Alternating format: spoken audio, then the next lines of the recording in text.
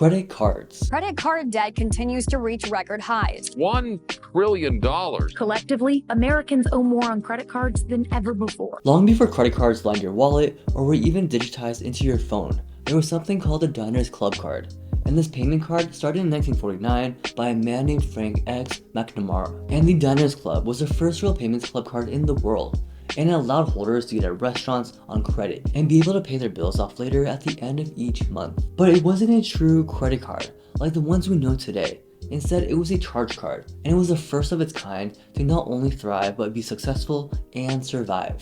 And when Frank started the Diners Club in 1949, he found something insidious and really just ingenious with these charge cards, because it tapped into human nature and tugged on people's greed. By paying with a credit card, you remove the joy of buying with the pain of payment. It almost feels like you're receiving something for free, even though we know that's not really happening. But it makes the transaction feel effortless. There's no fumbling for dollar bills or coins. It's just removing emotion and making the purchase frictionless and just psychologically easier. And one of the most efficient ways to make money is to get people into debt and make them debt slaves. And there's a very big reason why some of the biggest and most powerful establishments are banks.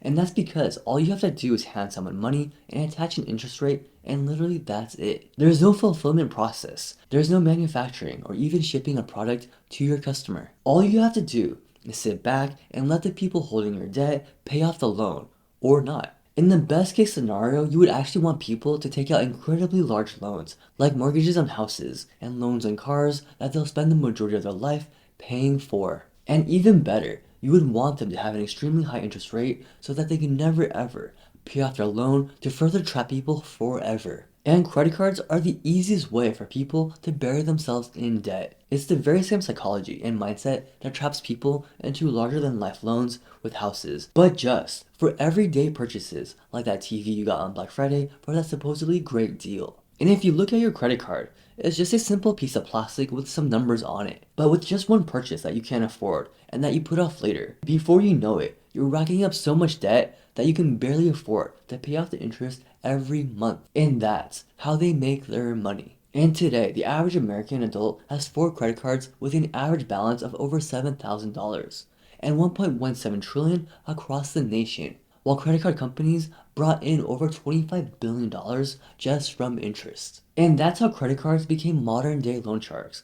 They simply work off the success of the Diners Club. And fast forward to 1958, Bank of America released the world's first general purpose credit card.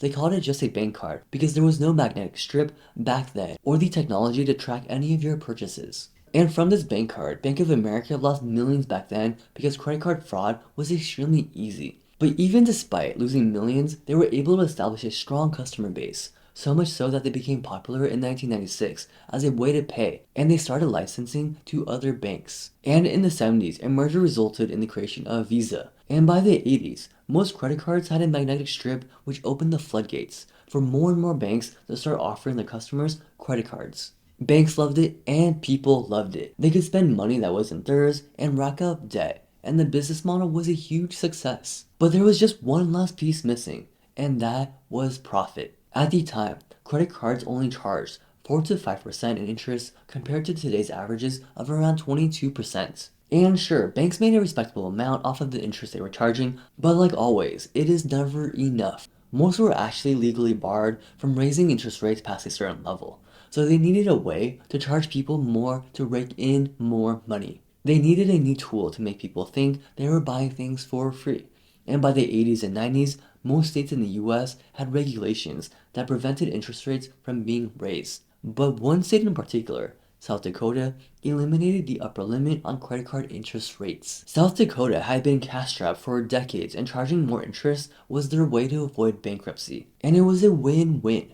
A win for the state and a huge win for credit card companies. And only a few years later, the US Supreme Court passed a Marquette decision which allowed banks to export their interest rates to other states. And this absolutely changed everything. It meant that if a bank was based in South Dakota and say they had a 25% interest, they could charge that same percentage all over the US, regardless of other state-specific laws. And suddenly, all banks wanted to move to South Dakota to take advantage of this loophole and profit handsomely. And so they started offering credit cards to everyone that could use one. College students, young adults, the unemployed, and people just barely getting by. And before we go on, if you're enjoying this video, please leave a like and subscribe. It'll help the channel greatly. Thank you very much for watching.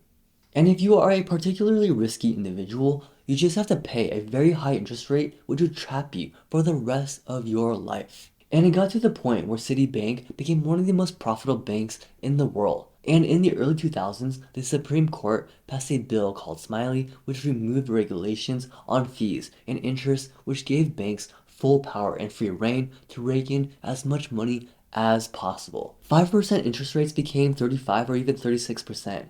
That meant if you took 2 years to pay off $10,000, you would actually pay the bank $14,000 and around $590 each and every month. And right now, most people can't even afford a $1,000 emergency expense, let alone $600 a month. A lot of people become trapped just paying interest and never get the chance to pay off the actual loan. And if you happen to miss a payment, you're trapped for even longer. Even for those people who paid their bills on time, suddenly they found that their rates had tripled. And really there was nothing that could be done. Credit card companies across the board had all increased their rates, and high interest rates became just a normal part of life. By the 2000s, credit card usage had doubled. Even in lower income households, after increasing interest rates across the board, banks always need more customers. And at this time, they targeted young college students, young people who had extra money and would never ever read the fine print. And most of them were likely to miss payments, which allowed credit card companies to add late fees and penalties. And credit cards don't make money off of people who pay off everything on time. A good, responsible customer meant that they would receive all the credit card perks but not pay any of the high interest rates that come with having a credit card and late fees. What banks really want are people who can't afford to pay off their debt, miss payments, and allow for high interest, fees, and debt to just get bigger and bigger. American credit card companies basically became high-class loan sharks. They would hire lawyers to write their contracts and bury hundreds of little loopholes in their fine print. And these loopholes gave them the flexibility and power to increase interest rates as much as they wanted, even if a customer, for whatever reason, missed a single payment. And they could make public holidays or even weekends as payment due dates, so there was a greater chance that your money would arrive late or that you forgot to pay. Or even if they advertised going paperless for environmental reasons, when in actuality, they just wanted people to be less likely to read the small fine prints. And banks also started offering attractive rewards like cash back for using their cards and advertised 0% fees for the first 6 months to a year in order to lure people in and get you used to missing payments and not feel the immediate pain of being charged interest. And for a lot of people, this actually becomes a habit. And today, the average American family has over $8,000 in credit card debt, and for a lot of people, it's collecting more and more penalty fees and late payments. And even when or if families declare bankruptcy, they still get offers from credit card companies with allowances for even more money than they can actually spend or afford. And while this all sounds horrible, there is some light and a way to fight back to beat credit cards at their own game. And really the only thing you need to do to not get stuck in this game is to not buy more than you can actually afford. There are 2 very basic rules. First, if you wouldn't use cash to buy, don't use a credit card. And second, if you do use your credit card, pay it off every single month. And with just those 2 rules, you will never ever pay a penny on interest and fees to credit card companies. And to be clear, there's nothing particularly wrong with buying things. Just pay off your credit cards each and every month. But even with these 2 rules, only 45% of people pay off their credit cards monthly. So what can we really do? The first is to create a budget.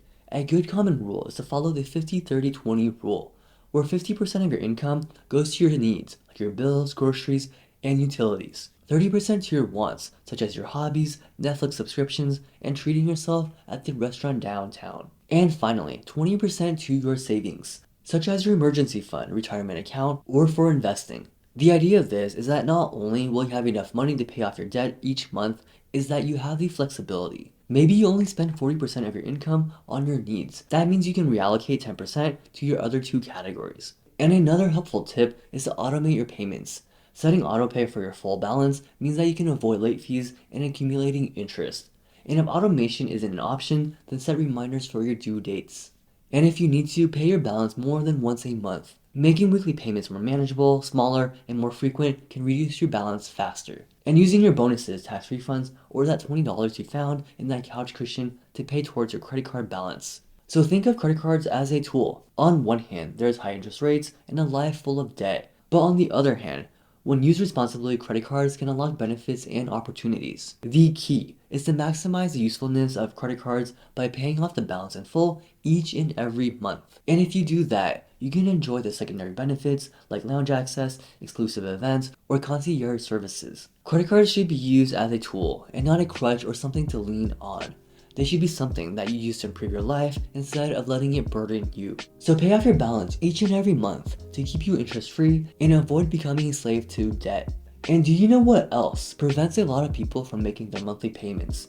Luxury goods. So check out the next video on how luxury fashion is for broke people.